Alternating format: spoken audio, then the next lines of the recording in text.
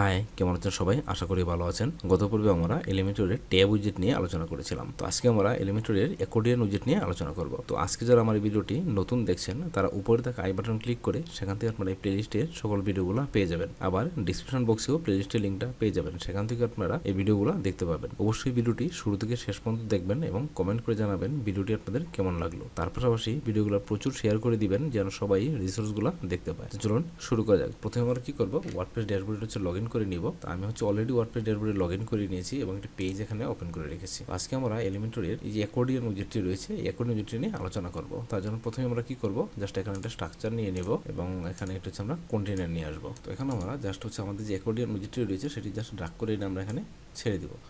তো দেখেন আমার কিন্তু এখানে অ্যাকর্ডিয়ন উইজেটটি চলে আসলো এবং বাপাসে যদি যাই দেখেন এখানে প্রথমে কি রয়েছে, অ্যাকর্ডিয়ন আইটেম। এই অ্যাকর্ডিয়ন উইজেটটি কিন্তু অনেকটাই হচ্ছে ট্যাব উইজেটের মতো কাজ করে।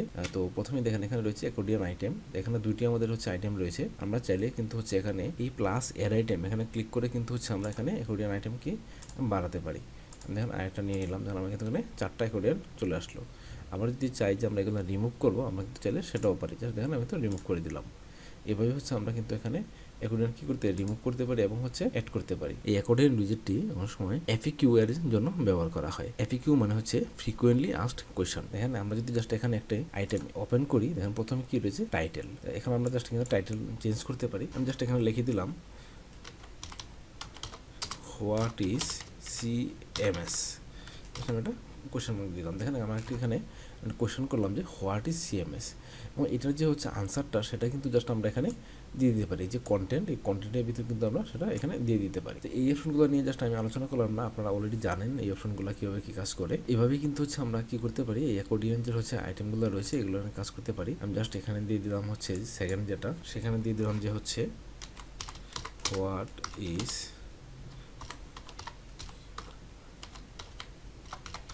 প্রোগ্রামিং প্রোগ্রামিং ল্যাঙ্গুয়েজ, বা দিতে পারি টাইপস অফ প্রোগ্রামিং ল্যাঙ্গুয়েজ।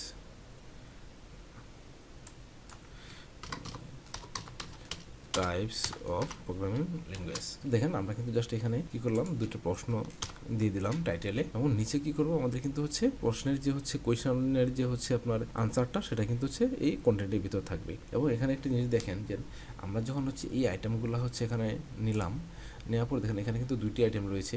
আমরা কিন্তু একসাথে সবগুলো আইটেম এখানে ওপেন করতে পারবো না। আমি কিন্তু জাস্ট যদি এখন এটা ওপেন করি, দেখেন এটা কিন্তু অটোমেটিক ক্লোজ হয়ে গেল।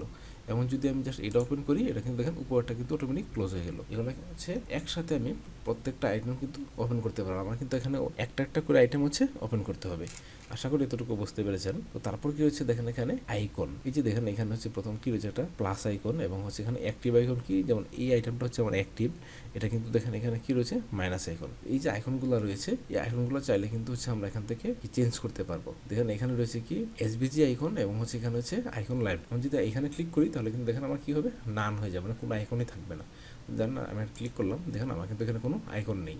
যখনই আমি হচ্ছে এখানে আইকন নেব আইকন লাইব্রেরি থেকে, দেখেন জাস্ট আমি হচ্ছে এই আইকনটা সিলেক্ট করলাম, ইনসার্ট দিলাম, দেখেন আমার কিন্তু এখানে আইকন চলে আসছে।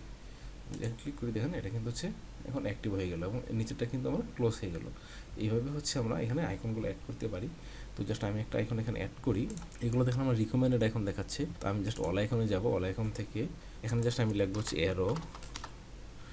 দেখেন আমার কিন্তু এখানে অনেকগুলো আইকন রয়েছে, জাস্ট আমি হচ্ছে এই আইকনটা সিলেক্ট করলাম প্রথম, ইনসার্ট। দেখেন আমার কিন্তু হচ্ছে এখানে এই আইকনটা চলে আসলো। এখন আমি কি করবো, জাস্ট এই যে অ্যাক্টিভ যে আইকনটা সেটা জাস্ট আমি চেঞ্জ করবো। তার জন্য জাস্ট আমি এখানে আবার অল আইকনে ক্লিক করব, ক্লিক করে জাস্ট দিব অ্যারো। জাস্ট এখন আমি কি করব, জাস্ট হচ্ছে এই আইকনটা আমি সিলেক্ট করে দিলাম। তো দেখেন আমার কিন্তু এখানে হচ্ছে দুইটা আইকনে চলে আসলো, আপ এবং হচ্ছে ডাউন। তো আশা করি আপনারা বুঝতে পেরেছেন যে এখানে আমরা আইকনগুলো কীভাবে চেঞ্জ করব। তো তারপর কী রয়েছে দেখেন হচ্ছে টাইটেল। আমরা কিন্তু এখানে দেখেন হচ্ছে যদি ক্লিক করি, দেখেন H1 থেকে ডিপ, মানে H1 থেকে H6 পর্যন্ত কিন্তু আমাদের হচ্ছে হেডিং ট্যাগ রয়েছে এবং হচ্ছে ডিপ ট্যাগও কিন্তু এখানে রয়েছে। আমরা চাইলে কিন্তু এখান থেকে জাস্ট আমি H2 সিলেক্ট করে দিই, দেখেন আমার কিন্তু হচ্ছে টাইটেল যে হচ্ছে টাইটেলগুলো রয়েছে অ্যাকর্ডিয়নের যে টাইটেলগুলো সেগুলো কিন্তু হচ্ছে H2 ট্যাগে পরিণত হয়ে গেল।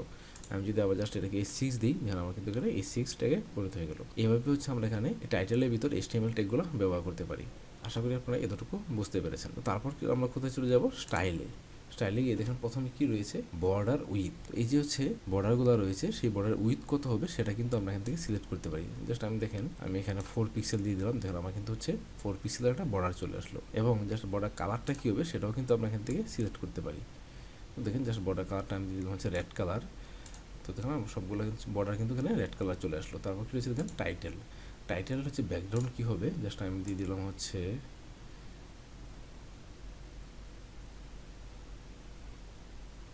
জাস্ট এই কালারটা দিয়ে দিলাম টাইটেলে। দেখেন আমার কিন্তু হচ্ছে ব্যাকগ্রাউন্ড চলে আসলো। তারপর হচ্ছে কালার কী হবে, জাস্ট আমি কালার দিয়ে দিলাম হচ্ছে ব্লু কালার, আমি দিয়ে দেবো হচ্ছে হোয়াইট কালার দিয়ে দিলাম, দেখেন আমার কিন্তু হোয়াইট কালার চলে আসলো। এবং হচ্ছে এখানে অ্যাক্টিভ কালার কী হবে, আমি অ্যাক্টিভ কালার হচ্ছে হোয়াইট দিয়ে দিলাম, দেখেন আমার কিন্তু অ্যাক্টিভ কালারও হোয়াইট চলে আসলো। তো এইভাবেই হচ্ছে আমরা এখান থেকে কী করতে পারি, আমাদের হচ্ছে টাইটেলের কালার এবং হচ্ছে অ্যাক্টিভ কালার এগুলো চেঞ্জ করতে পারি এবং ব্যাকগ্রাউন্ড কালার কিন্তু আমরা চেঞ্জ করতে পারি। তারপর কী রয়েছে টাইপোগ্রাফি, আমরা যে টাইপোগ্রাফি ক্লিক করি দেখেন প্রথমে কী রয়েছে ফ্যামিলি ফন্ট, জাস্ট আমরা এখান থেকে দিয়ে দেবো হচ্ছে রোবোটো ফ্লেক্স এবং হচ্ছে এটা সাইজ দিয়ে দেবো হচ্ছে 24 পিক্সেল, দেখেন 24 পিক্সেল চলে আসলো। এবং এটা ওয়াইড দিয়ে দেবো হচ্ছে 500, দেন আমার কিন্তু হচ্ছে ওয়াইডটা একটু কমে গেল। এবং এটার হচ্ছে আমি কী করবো, জাস্ট হচ্ছে এখান থেকে লেটার স্পেসিংটা একটু বাড়িয়ে দিব, দেখেন আমার লেটার স্পেসিংটা তো বেড়ে গেল একটু। তো এভাবেই হচ্ছে আমরা এই ডিজাইনগুলো এখানে করতে পারি।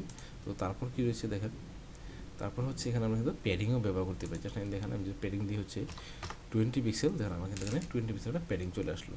আমি যদি আরও কমিয়ে দিই দেখেন আমার কিন্তু প্যাডিংটা কমে গেল। জাস্ট আমি এখানে 10 পিক্সেল এটা প্যাডিং দিয়ে দিলাম। তারপর কী রয়েছে আইকন, আইকনে যদি যাই তো আইকন হচ্ছে দেখেন আমার কিন্তু হচ্ছে লেফট সাইডে আইকন, আমি যদি রাইট সাইডে দিই দেখেন কিন্তু এটা রাইট সাইডে চলে গেল। আমি যদি আবার লেফট সাইডে দিই লেফট সাইডে চলে আসলো। এবং আইকনের কালার কী হবে, আমি জাস্ট এটা দিয়ে দিলাম হচ্ছে হোয়াইট কালার, দেখেন আমার কিন্তু এরকম হোয়াইট কালার চলে আসলো। এবং হচ্ছে অ্যাক্টিভ কালার কী হবে, অ্যাক্টিভ কালার হবে হচ্ছে রেড কালার, দেখেন আমার অ্যাক্টিভ কালার কিন্তু রেড হয়ে গেল। তো এইভাবেই হচ্ছে আমরা এখানে ডিজাইনগুলো করতে পারি। এবং হচ্ছে আইকনের যে স্পেসিংটা দেখেন আমার হচ্ছে টাইটেল থেকে আইকনের স্পেসিংটা কত হবে সেটাও কিন্তু আমি এখান থেকে সিলেক্ট করতে পারি। আমি জাস্ট 10 পিক্সেল দিয়ে দিলাম। তারপর হচ্ছে কন্টেন্ট, তো কন্টেন্টের হচ্ছে ব্যাকগ্রাউন্ড কালার কী হবে, জাস্ট আমি কন্টেন্টের ব্যাকগ্রাউন্ড কালার দিয়ে দিলাম হচ্ছে ব্ল্যাক দিয়ে দিলাম। এবং হচ্ছে আমি এটা কালার দিয়ে দেবো হচ্ছে হোয়াইট, আমি কালার কিন্তু দিয়ে দিলাম হচ্ছে হোয়াইট। তো এইভাবেই হচ্ছে আমরা এখানে ডিজাইনগুলো আসলে করতে পারি। তারপর হচ্ছে টাইপোগ্রাফি, তো টাইপোগ্রাফি আপনারা জানেন যে কীভাবে কাজ করে, জাস্ট এটা আমি দিয়ে দিলাম হচ্ছে রোবোটো ফ্লেক্স এবং এটা দিয়ে দেবো হচ্ছে font size 16 pixel, sorry 16 pixel, দেখেন আমার কিন্তু 16 পিক্সেল চলে আসলো। এবং আমি ওয়েট দিয়ে দিব হচ্ছে 400 এবং হচ্ছে আমি এটার ওয়ার্ড স্পেসিংটা একটু বাড়িয়ে দেবো, এবং ওয়ার্ড স্পেসিংটা একটু বাড়িয়ে দিলাম। তো এভাবেই কিন্তু হচ্ছে আমরা এখানে ডিজাইনগুলো করতে পারি। আশা করি আপনারা এতটুকু বুঝতে পেরেছেন যে হচ্ছে আমরা কীভাবে একটি অ্যাকর্ডিং উইজেট নিয়ে একটা ওয়ার্ডপ্রেসের ভিতর ব্যবহার করব। তো জাস্ট আমি কী করবো, জাস্ট এটাকে একটু ডিজাইন করে নিই। জাস্ট আমি এটা কালার দিয়ে দিব হচ্ছে একটা কালার দিয়ে দিলাম, এটা ব্যাকগ্রাউন্ড কালার। এবং হচ্ছে এটা আমি লেআউট থেকে এটার হচ্ছে হাইট দিয়ে দেবো একটু। এবং হচ্ছে আমি কী করবো, জাস্ট এটাকে হচ্ছে আমি সিলেক্ট করে আমি এটা দিয়ে দেবো হচ্ছে জাস্টিফাই সেন্টার, দেখুন সেন্টারে চলে আসলো। তো এইভাবেই হচ্ছে আমরা ডিজাইনগুলো করতে পারি। আশা করি আপনারা বুঝতে পেরেছেন যে অ্যাকর্ডিং উইজেটটি একটু ওয়েবসাইটের ভিতর কীভাবে ব্যবহার করবো এবং হচ্ছে কীভাবে এটা কাস্টমাইজ করবো।